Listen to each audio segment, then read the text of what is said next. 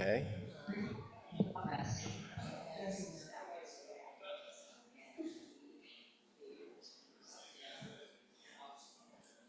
Hey, good morning.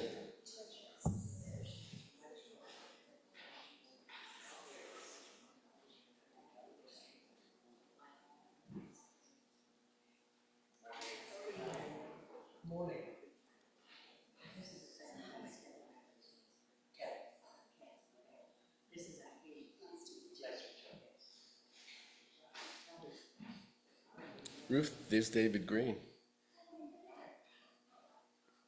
He can't see you.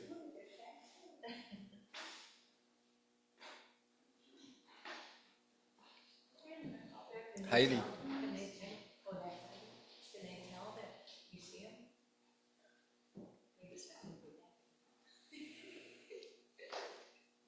would you like to sit in this chair? We could switch. We could switch. There's Ruth.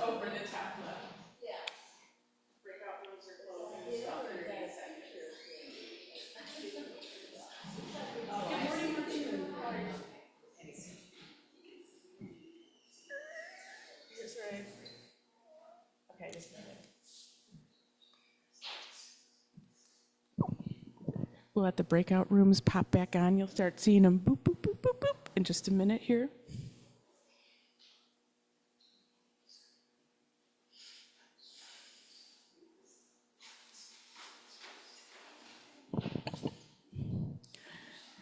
Good morning, Julie, David, Marty, Susan, David, Patrick. Thank you for joining us this morning. Here comes our Zoomers from the breakout rooms. We'll be starting this morning's Dharma talk in just a moment now. Yeah, I think there's some chairs on that end.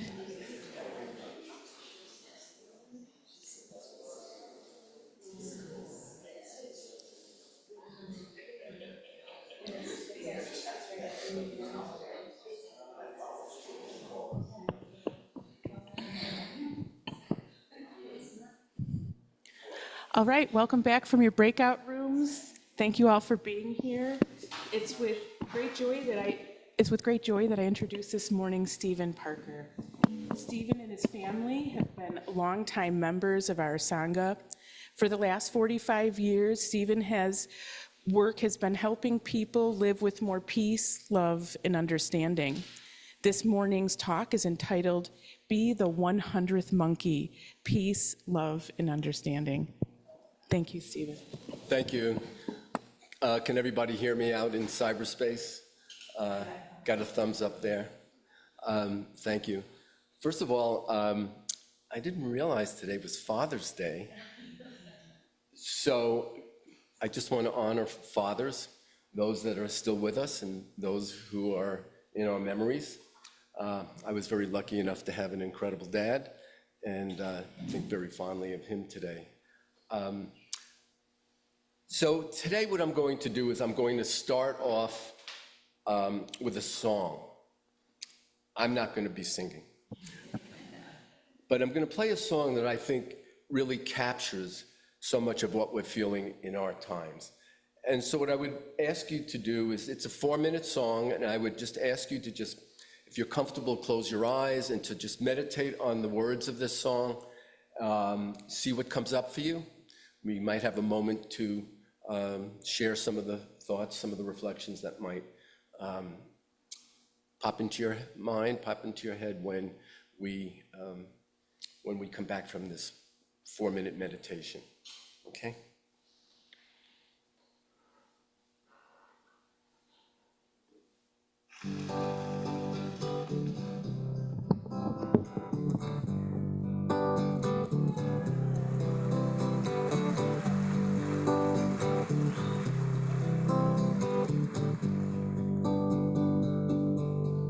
As I walk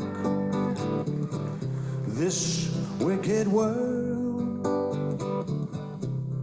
searching for light in the darkness of insanity. Oh yeah, I ask myself, Is all hope gone? Is there only pain, hatred, and misery? Oh, yeah. And each time I feel like this inside, there's one thing I want to know. What's so funny about peace, love, and understanding? What's so funny about peace, love, and understanding?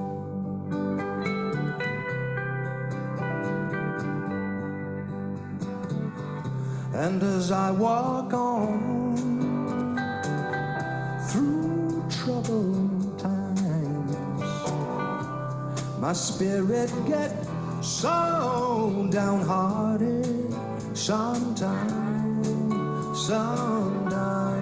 Where are the strong? And who are the trusting? And where is the harmony, sweet harmony now?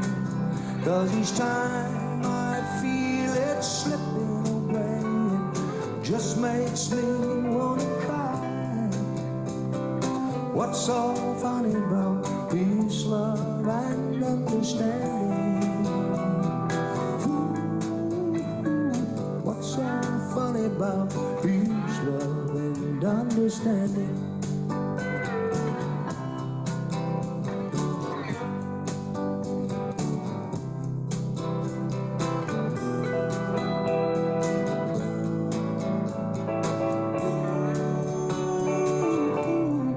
Where are the strong? Who are the trusting? And where is the harmony,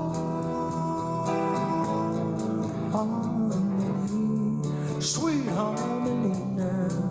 'Cause each time I feel it slipping away, it just makes me wanna cry.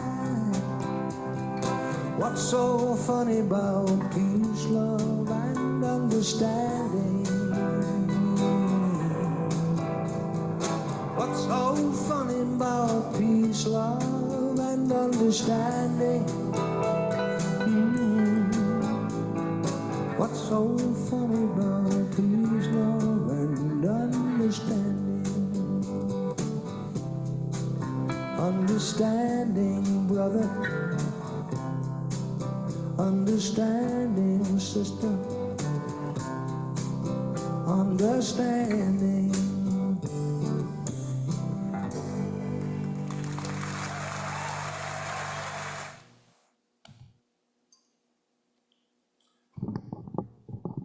Welcome back.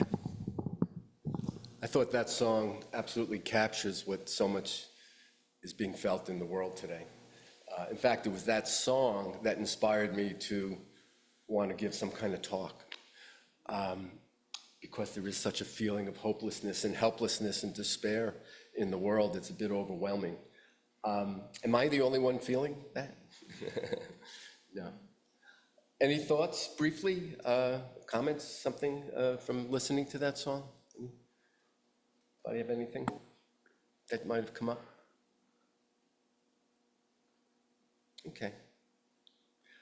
I will be asking throughout this conversation, and I think maybe that's what I'm going to call it, a conversation. I'll present certainly some of my perspective, but hope to hear from people to join in from online as well as here.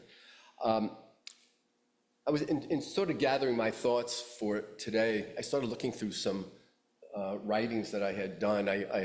My joke is that these are writings from the book I've never written.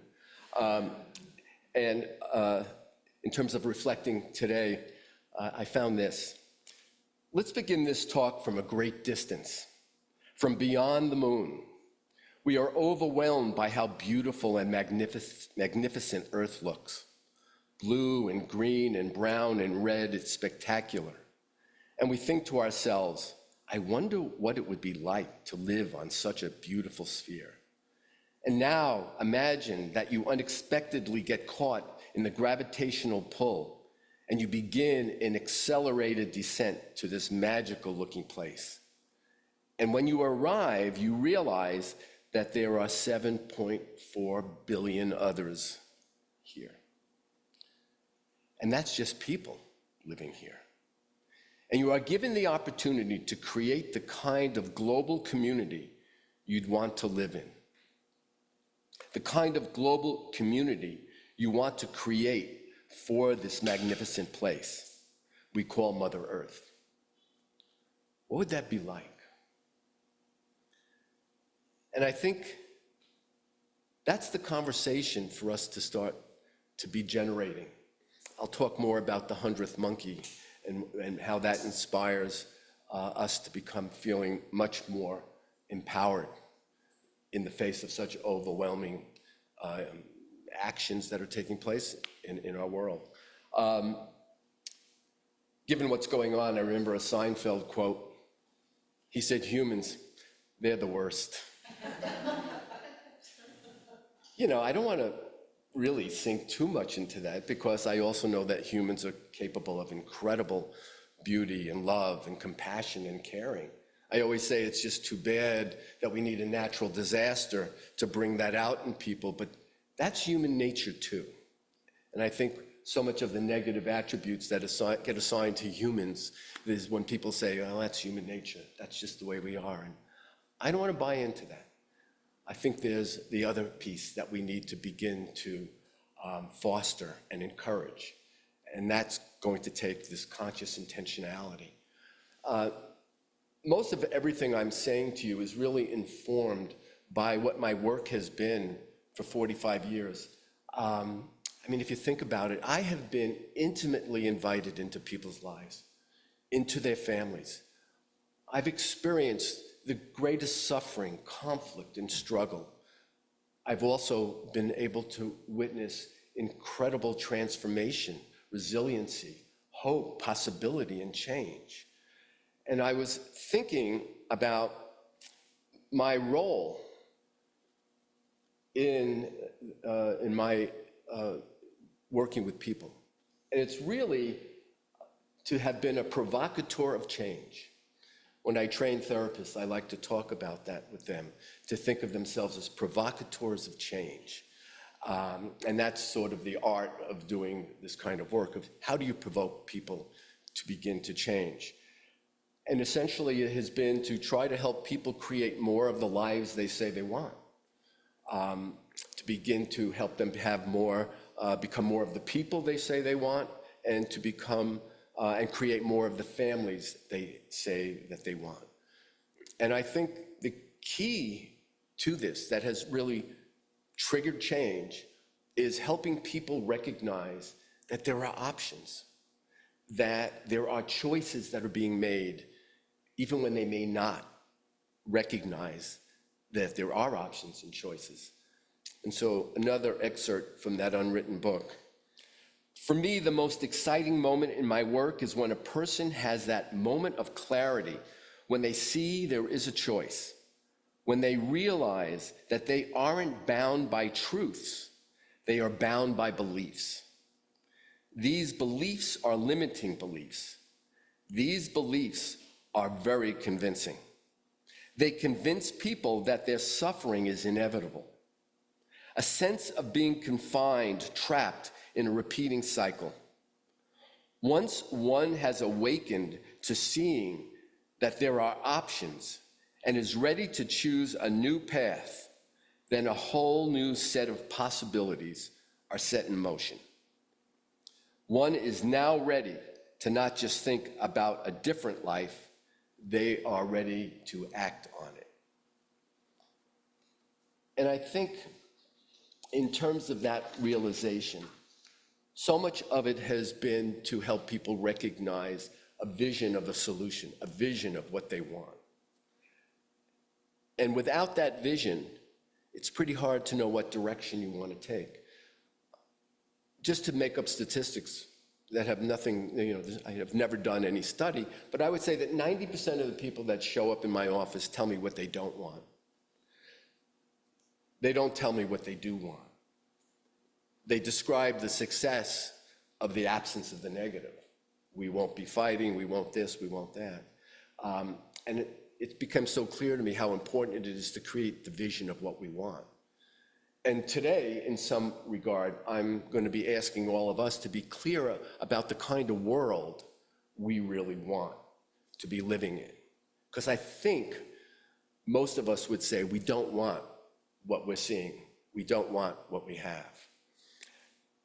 And so what's become so clear to me in my work, and I'm probably going to use that phrase a lot because a lot has come clear to me, having had the privilege to be so embedded and engaged with families, is that the family is the seed of all communities. It's where we all begin. Every family is a culture unto itself, unique culture unto itself. And what has become so apparent when I look at the struggles in our larger community, it's become so clear to me that the roots of those struggles I see in families. It is in the family that I see the way that people struggle, how it then is extrapolated into the larger culture. Another one of my thoughts. I see the way people treat each other when upset, angry, hurt, disappointed. I see the way people struggle to regain trust. I see how people behave when they want to be heard but feel ignored, judged, or dismissed. I see what people do when they know they are right and the other is wrong. The healthiest of families struggle with all of this.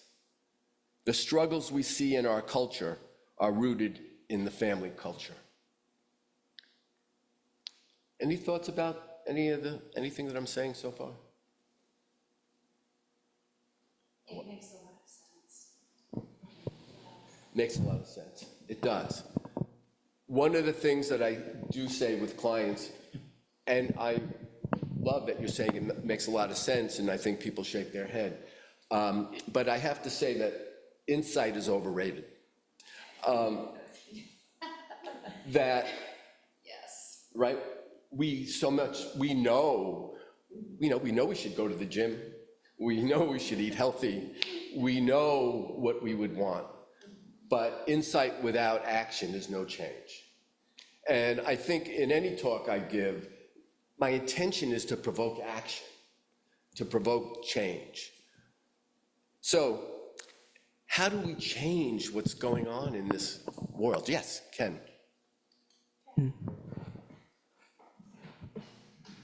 Your comment in insight is overrated, resonates particularly on Father's Day, because the three words that all three of my kids said to me while growing up that added to my fatherly frustration was, "Dad, I know." And the response was, "You know, but you're not doing. Knowing doesn't help put the trash out."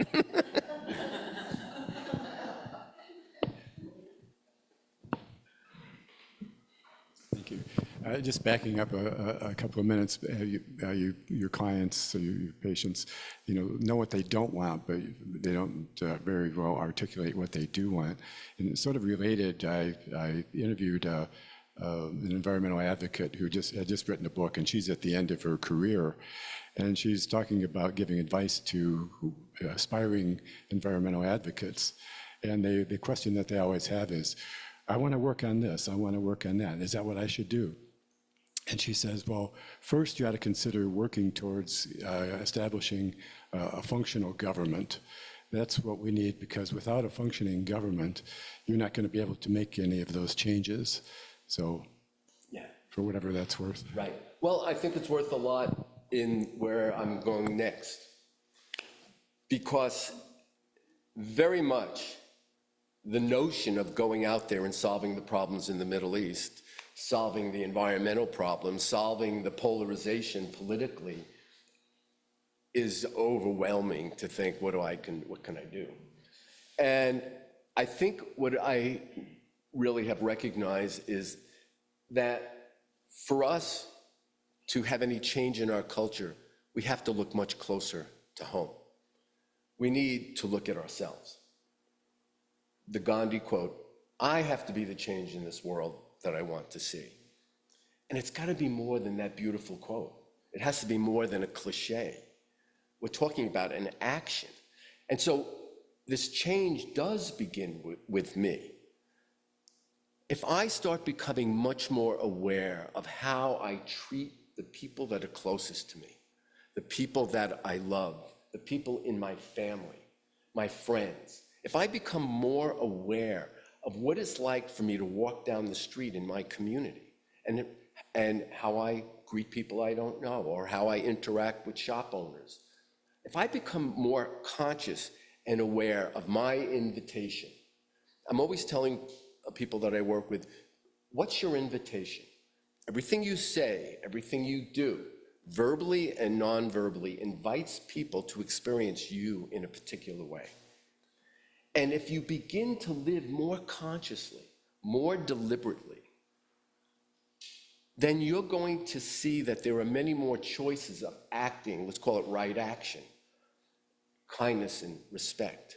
You start to become aware. I mean, if I wake up in the morning and I say, I'm consciously and intentionally wanting to find opportunities to be kinder, to be more respectful, to be more considerate, to be more compassionate, to have more generosity. I wake up with that as an intention. I'm going to find opportunities in the world to do that. Here's the most important piece, I think. If I make the connection that my actions are not only being beneficial to the person I might be kinder and more respectful, are not only creating a feeling of wellness in me, but I actually start to believe that I am contributing to creating a better world.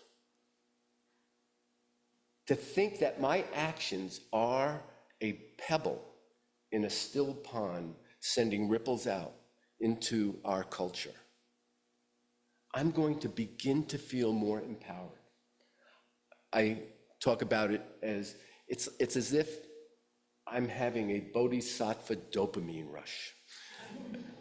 That I really am believing that I'm committing acts to change this world instead of to feel so invisible and so ineffective. The 100th monkey. In 1970, in the height of Vietnam anti-war movement, the argument that I heard often was, and I was one of those voices that say, what's my one signature on a petition going to do? What's my one protest at a state house going to do? And I was told the story of the 100th monkey. Some people, I think, know this story.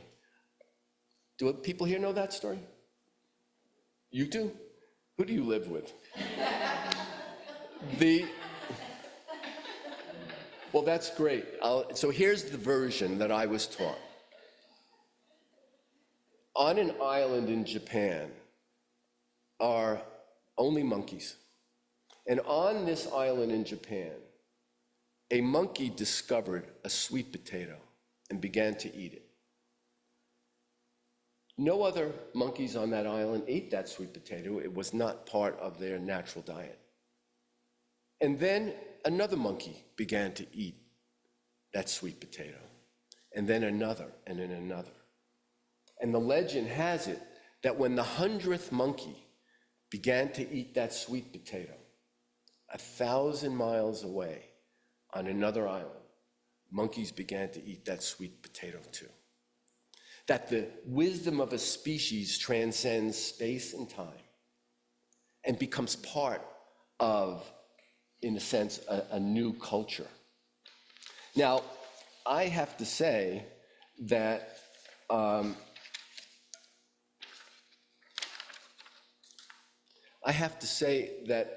have seen the 100th monkey in action.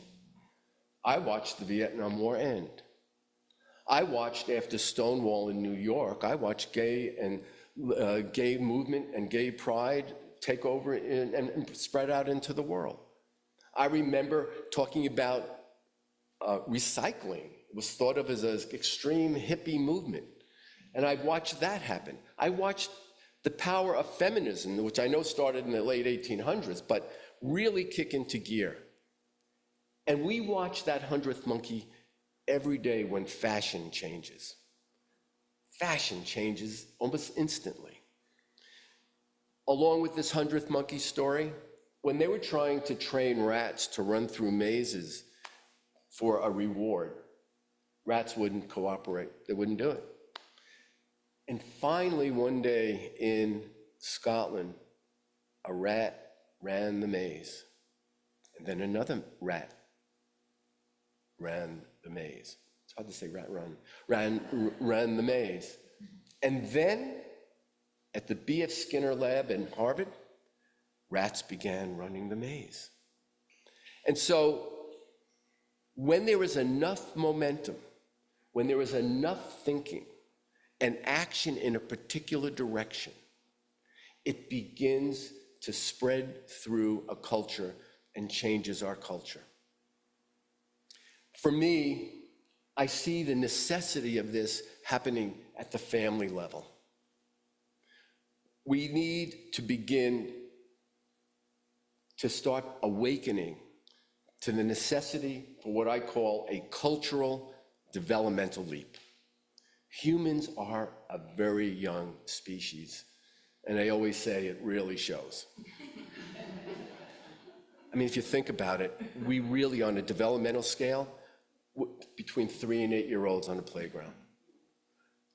And we are in dire need of a developmental leap. We've been stuck for a long time. Now, what would that change look like?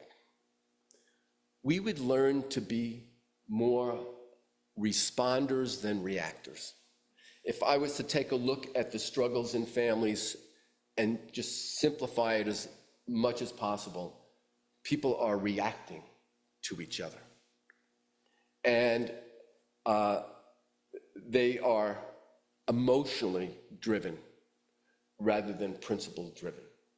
And I think that's an important piece to understand. From a biological perspective, we have the limbic system of the brain. That's primal, that's reactive. That's when we feel threatened and we need to protect ourselves. I always say when you watch a couple or parents and a children fight, by the way, when you watch parents and children fight, you always watch the parents get younger. And when people are fighting like that, there is no respect. And I just want to talk about respect for a second. Respect is not a social etiquette. Respect is a primal need. In the earliest of humans, respect meant you were accepted. If you were accepted, you could belong to the tribe. And if you could belong to the tribe, you survived. If you were not respected, you were not accepted, you could not belong to the tribe, you would wander alone and die. So respect, if I was to say, if there's one element that is present in every relationship that has a positive flavor, it's that respect is present, and in every relationship that's highly conflictual, it's absent. And so it's really important developmentally that what starts to happen is we start shifting from that limbic reactive place. Because if you watch when people are fighting, and I was going to say that before, you watch two people, let's call them animals for a moment, that are feeling threatened by the other. And what do animals do when they feel threatened? They get loud, they get scary, or they go hide in the shell. You know, my joke with some couples is that, you know, your life is really not on the line whether it's fat-free or whole milk, you know, and yet they'll fight that out. Then, of course, I say, well, you know, if you do drink whole milk, you are going to die. No, I'm kidding. But there is something about that awakening and something about training what is now the prefrontal cortex, the part of the brain that seeks the deeper wisdom. It's the part of the brain that sees choices and options and different possibilities. It's the part of the brain that quiets the childish, reactive, emotional side. We need to begin to develop that part of the brain, and that's where I see it having to happen within families, at that level. One of the things I want to talk about, and I have no idea about time, but we're going to open this up for conversation, is that not only am I saying that our actions affect our culture, but our culture has affected us. I call these cultural narratives. These are the beliefs that have been handed down for generations. In fact, they're not even thought of as beliefs, they're thought of as truths. And they are very problematic. They foster the struggles that we see. And if I were to say, if there was a number one cultural belief, a cultural narrative that has been handed down, that's the belief that other people determine how I feel, how I think, and how I behave. How many times have you heard, "You make me so angry. You make me so frustrated. You make me so happy, and you make me so proud"?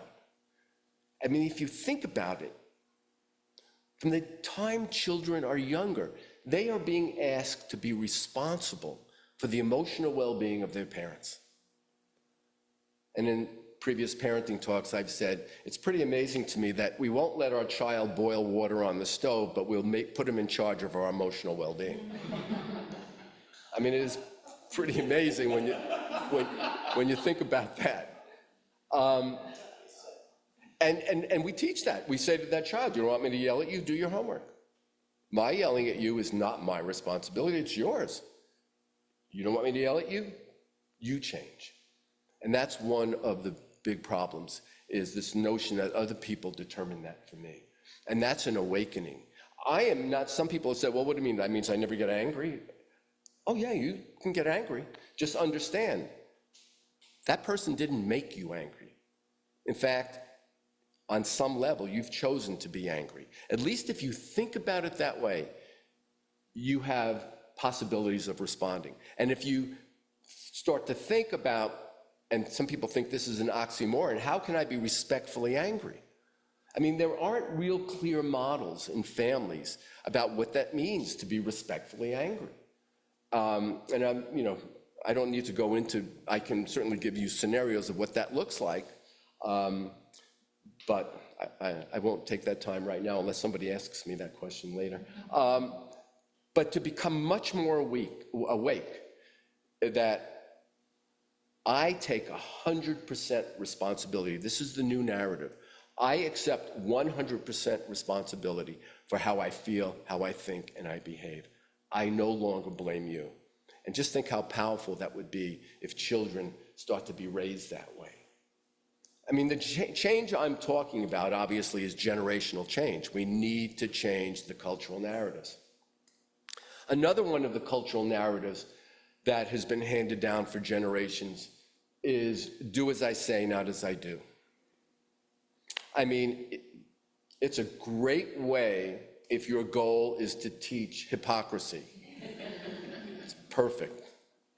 Works all the time.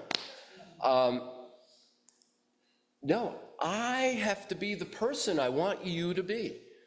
I have to model that. If I want you to be kinder and more respectful, it's up to me to start to teach that. And the way you teach that, I say to families, when you're in the car and you stop at a stop sign, you let somebody through, you turn to your child and you say, that was an act of kindness. If you're at the grocery store and someone has one item and you have a basket and you say, please go ahead, you turn to your child and you say, that was an act of consideration and kindness. When the child leaves their stuff on the floor, you don't say, pick up your toys. You say, oh, let me teach you something about consideration of others. You become much more principle-based, not behavioral-based. Families teach behavior. We have a concept in our culture that performance equals worthiness. We're teaching behavior. We're not teaching principles.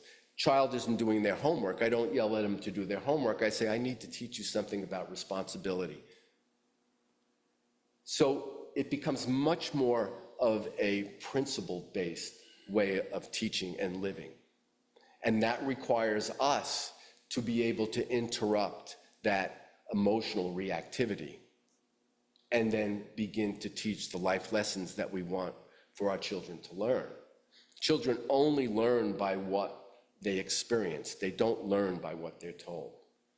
So, do as I say, not as I do, that's an excuse to not hold yourself accountable. And that's one of the cultural narratives that needs to change.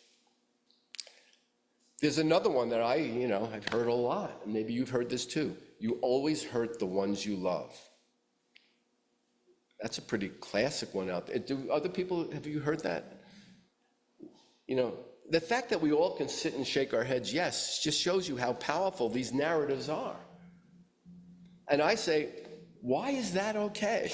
I mean, why are we giving permission to mistreat people, the ones you love? Why are we giving permission to do that by claiming that's just the way humans are? Doesn't make a lot of sense. This is not about hurting the ones you love. This is about being aware of how you treat the people that you love. Another cultural narrative that I think is very problematic is the notion, if I'm not angry at you, you will not take me seriously. Anger conveys seriousness. Anger is letting you know this is important. If I'm not angry, how would they know?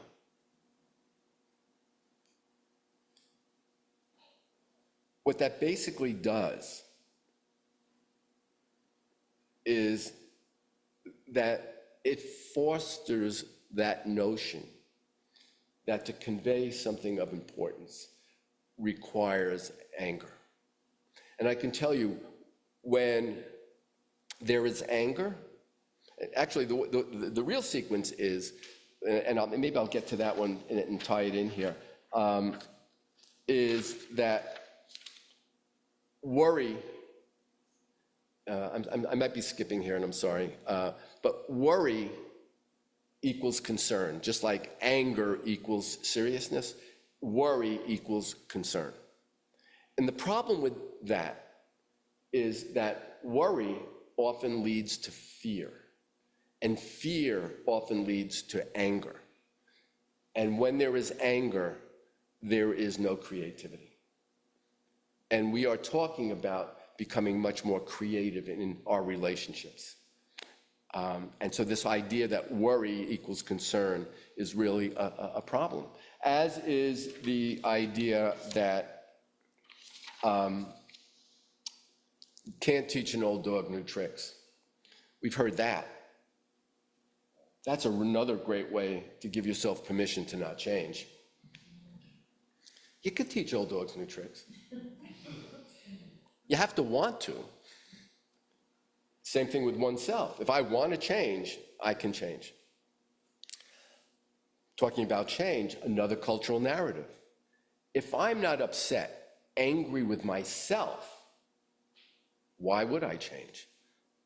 I would just be a happy idiot. I would just go through life. I would never change. So that the idea of me growing and changing, on some level, I have to hate myself. If I'm overweight, I have to hate my body. And then what do? I need to punish myself, which is why diets never work. It's self-deprivation, it's punishment. Change being rooted in self-hatred. I always say to clients, you're never gonna hate yourself enough to love yourself more. Never gonna happen. Yes? Is ignorance bliss? Is ignorance bliss? No. I would initially say no, but let me ask you, do you think ignorance is bliss? Sometimes. How would you see it as bliss? Well, I don't think we need to. I don't think we need to know as much as we think we need to know, and then we get. I'll speak for myself. Get trapped sometime in focusing on something that really isn't worthy of my time. But at other times, we need to really pay attention. Overall ignorance isn't a good thing. Okay. I guess I'm hearing that ignorance is making a distinction between what I'm interested in and what I'm not. Maybe like that. I mean, I may be ignorant to all of the economic issues that are going on in the world, but I'm certainly not in a blissful state watching the disparity of wealth and income. I mean, I'm aware of that. I mean, there are definitely things that one chooses to pay attention to, and there are things that you might choose to not pay attention to. I mean, I don't think that it's our responsibility to be aware and awake of everything that's going on, but much more about what is important to us, to me, in my life. And again, bringing it back, this focuses on the relationships that are important to me. Okay. Let's see. One of the other last, I would call, the last cultural narrative I wanted to just sort of mention is that in terms of motivating people, whether it's motivating children or motivating partners, it's a quick, long list. Anger, blame, shame, intimidation, threat, humiliation, and guilt have all been part of a motivational approach in our culture. I mean, I don't think there's a parent alive that, I always say there are no parents alive that if there were a video of them interacting with their kid, they really do not want that one up on YouTube. I think, or an interaction with our partner. I mean, I think that, there have been moments like that. The idea is to become awake and aware so that those moments don't keep happening. I'm going to close with a quote, which will give us about 20 minutes or so for questions and discussion. I always read this quote. In fact, I think the very first Dharma talk I did on Peaceful Families, Peaceful World, I used this quote. And essentially, if anybody ever heard any of my talks, I really haven't said anything different in the last 35 years, I think. I used to say, one of the things I say is that in my work, when I was into my work for about 20 years, I used to say, oh, I've seen it all. I could tell you, in the last 25 years, I have to tell you, I have not seen it all. One of the things I say respectfully is that I cease to be amazed at how creative people are at making their lives miserable. There is something about that.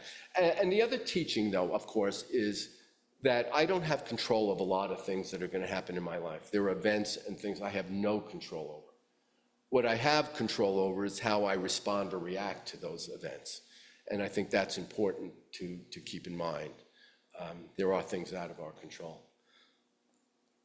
But how I respond or react is really what is before me.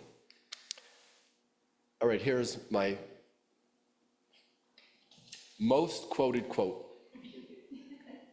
And I can't find who gave it. I have Googled this thing, and I can't find who gave it, so I joke and I say, here's my quote. I wonder if you ever change human beings with arguments alone, either by peppering them with sharp facts or by blowing them up with great guns of truth. You scare them, but do you change them? I wonder if you ever make any real differences in human beings without understanding them and loving them. For when you argue with a person, you are somehow trying to pull them down and make them less and yourself more. But when you try to understand them, when you like them, how eager are they then to know the truth you have? There's nothing in the world that people so much thrive upon, grow fine and rosy and robust upon as being loved. I just think that really kind of captures it, is to be just aware and awake. What I say with people that are struggling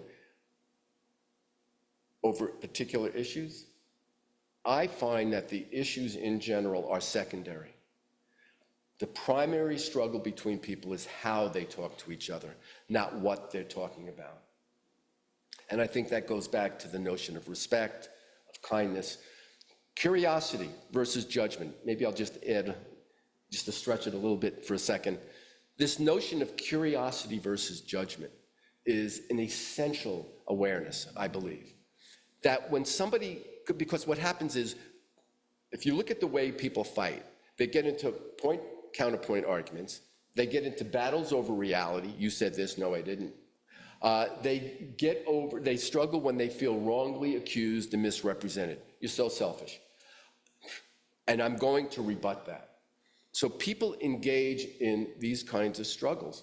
And what winds up happening is that they're not using curiosity. So if you said to me, you know, Steve, this talk today really didn't offer me much. And I say to you, well, that's because you're very limited. You're so closed off. Or my dad used to tell a joke, and then if people didn't laugh, he goes, you got no sense of humor. Where was I though? I started going off on a tangent. The curiosity. I'm really glad you told me that. I had no intention of communicating that to you. If I say something to somebody that I think is sincere and they get angry, if my first response is, please tell me, how did I come across? How did you hear me? I'm going to maintain connection. It's really from the School of Nonviolent Communication, Marshall Rosenberg. Me being kind and respectful to you is not dependent on you being kind and respectful to me. And in the talk I did during the pandemic for the Zen Center on When I'm So Right and You're So Wrong, the Art of Disagreeing, the notion that my being respectful to you has nothing to do with you. My being respectful to you, because that's the kind of person I want to be. You don't get to turn me into an angry, reactive person. And so I could be kind and respectful to people of a different political persuasion, possibly. It would certainly make me put my money where my mouth is. But I maintain a position of respect because that's my determination. That is what I want as a person. Questions? Opening it up for conversation. People in cyberspace. I'd like to say a few things, like thank you. There's so much to chew on like your example. I do think there's so much there that you offered, so thank you. I love the reminder of everything we do, if I can be aware, is an invitation, and how am I inviting others? I think that's really a beautiful way to keep our practice top of mind. I really like that. I also wanted to add or ask you about when you talk about people only hurt those they love or whatever, I find that conversations around restorative, like restorative justice or restorative connection, is really important now. And I feel like as a teacher, I'm noticing how many opportunities there are to really engage others and practice, and how do you restore that relationship or restore that. And I do love how you tie it back to this lack of respect or feeling unrespected, which I agree with you that it feels like that is like a primal, vital need.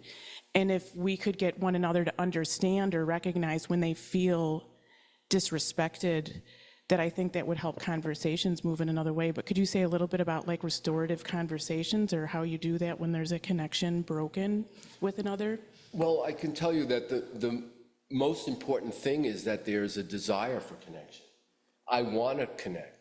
If I have acted in a way that you were offended, but this is an important relationship to me, I have to want to change. I mean, the 3 stages of change. I want to change. This is what I want the change to look like. And these are the actions I'm going to take to create that change. So there has to be a desire. And the art of inviting somebody, even though they may be not wanting, and if it's an important need for a connection there, then the art of reconnecting with someone who's resistant, is probably a whole nother workshop.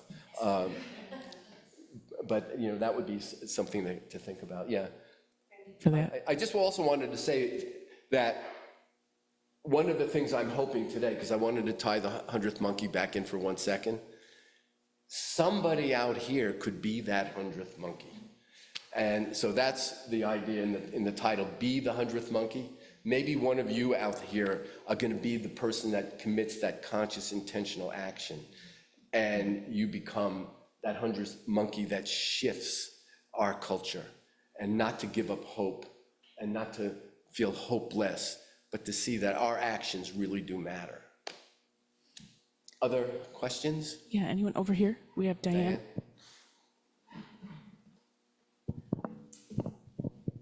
Beautiful talk, Steve.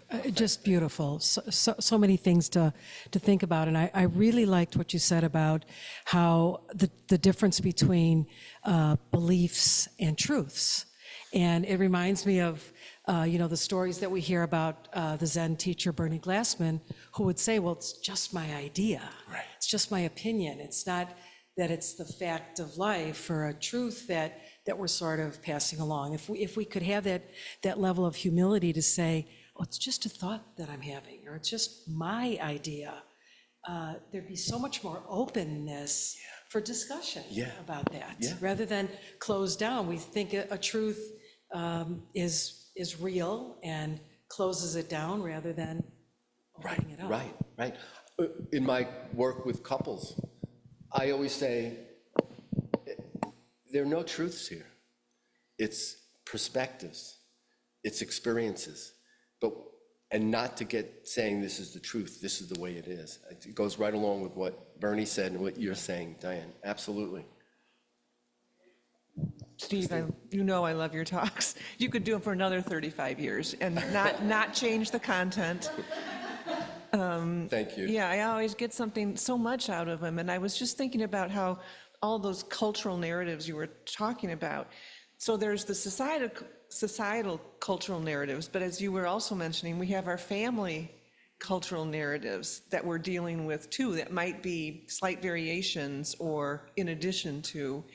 And I just wanted to say that for me, meditating on a regular basis has really allowed some of those kinds of things to surface that are beliefs, not truths, even though I'm acting in the world or had acted in the world as if they were truths, I mean, every family is like this, every couple's like this, because that's what I learned in my family. Right. And when it wasn't true out here, then there was something wrong with that person, rather than recognizing that it was, I'm holding on to something I learned in my family that isn't necessarily true. Right. So meditation has been a huge help for me to sort of recognize, as it wasn't Maizumi Roshi who says, appreciate yourself, be intimate with yourself.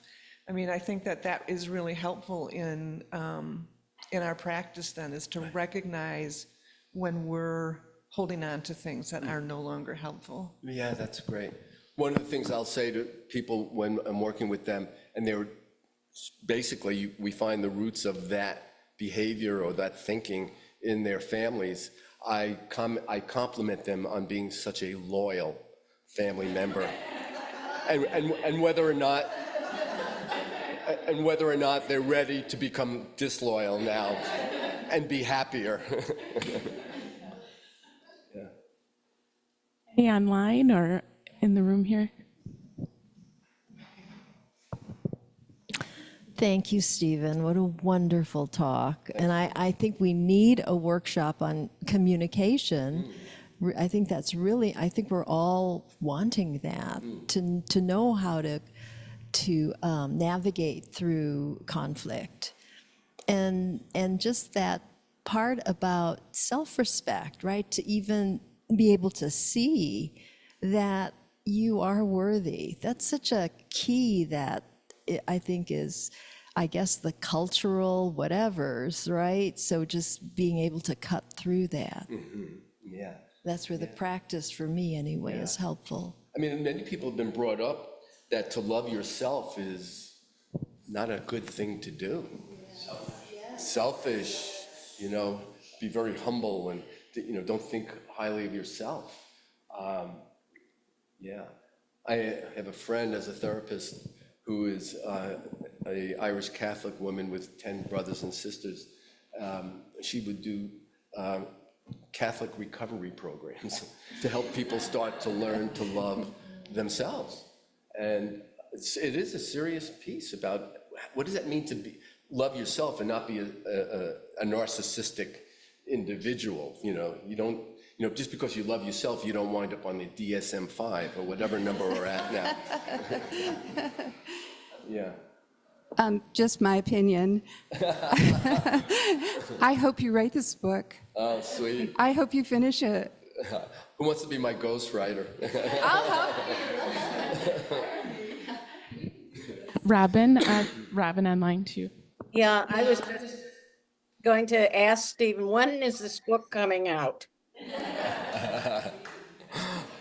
I'll sell advanced copies. Maybe that'll motivate me.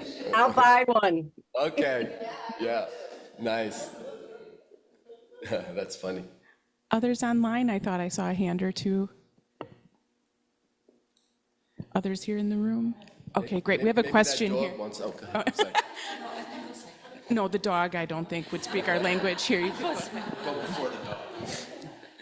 Thank you very much for your talk. It came in a great time because I think it was last week, my son goes through a lot of therapy, so I spend a lot of time in waiting rooms in therapy, and I hear, parents and kids interacting and therapists interacting with kids. And I had that thought actually last week. I was looking and listening to those interactions, and I was thinking, well, does the fact that people are learning more about it and supporting their kids and learning about those strategies, which first I had a thought whoa, I never knew about those, but the fact that we are learning, is that helping to change the cultural script and the culture in the long run, for our kids and even us, that slow change. So I wonder what you think about that, if that's helping that people use therapy services more, basically, to reframe that.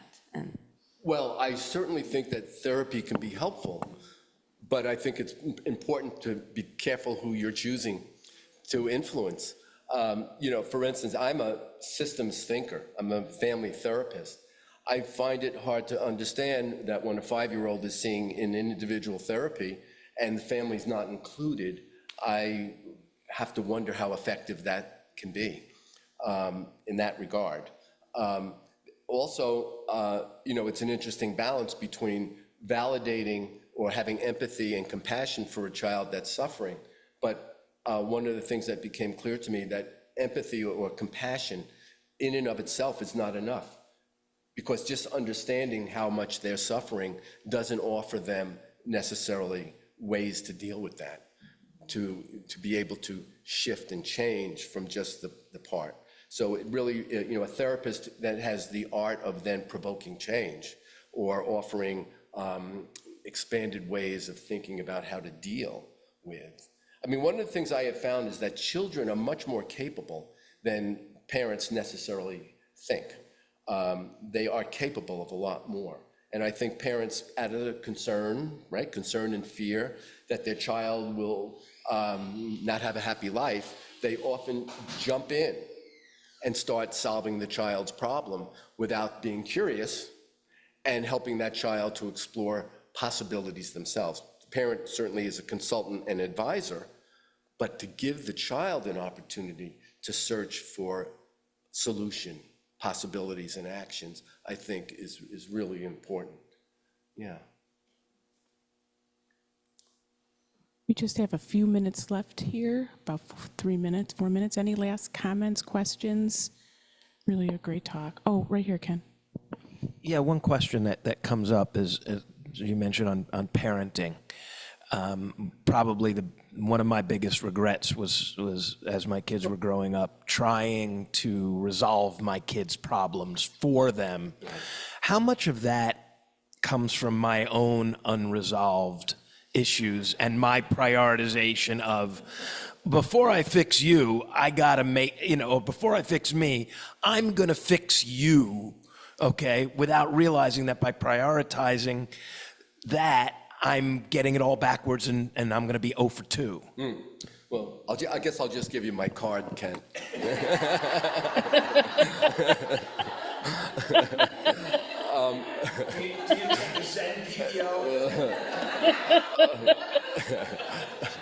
You know, I mean, there are a lot of parents that look back and recognize things they would do differently. Have self-compassion. You did the best you could in those moments. And, you know, I know I'm not going to put you on the spot to say how your kid's doing now, but, you know, I'm sure you're not the only influence in their life, too. And, you know, of course we want to help our children, and of course we can jump in quickly and try to solve their problems. There is a talk on my website that I gave for the community, Becoming an Even Better Parent. So there's a video on that that I did, and it goes into those kinds of things, the way we rescue our children from their feelings, because we're struggling, and we don't want that. But, you know, it's very important that we are not bestowing upon our children the need to take care of us emotionally, and that's part of the new teaching. And also, because I know you're a teacher, Kelly, I do want to say that the educational system, I was a special ed teacher for 12 years in a middle school, and then I was principal of the day treatment center for kids that were removed from public school because of their behavior. Schools, I think, are really in need of emphasizing that a classroom is a community. And it's not, again, output-oriented. It's not performance. And there are a lot of kids that are made. I always say that the first place kids begin to feel stupid is in school. And I think that we need a whole revamp in terms of this cultural change, in terms of how teachers recognize that the primary piece is teaching what it means to live in a community. Because we see and hear about all the behavioral problems in schools and in classrooms, and then it's basically calling the parents and telling them, get your kid in shape. And the teachers are not trained. I had no training in behavioral management, none. And if anything, maybe you get a class or two. And it's really problematic that teachers really need to learn how to foster peace, love, and understanding in the classroom. Okay, 100th monkey, everybody.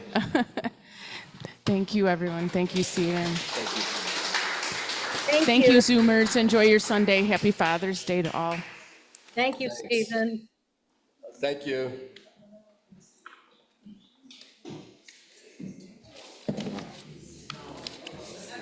Yeah.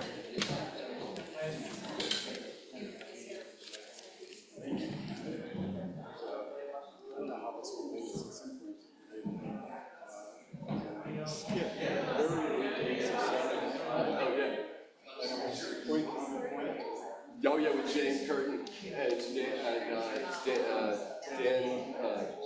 Most places would open up for Jane Slut. Jane, you slut. She would make an absolutely point-by-point argument supporting her position.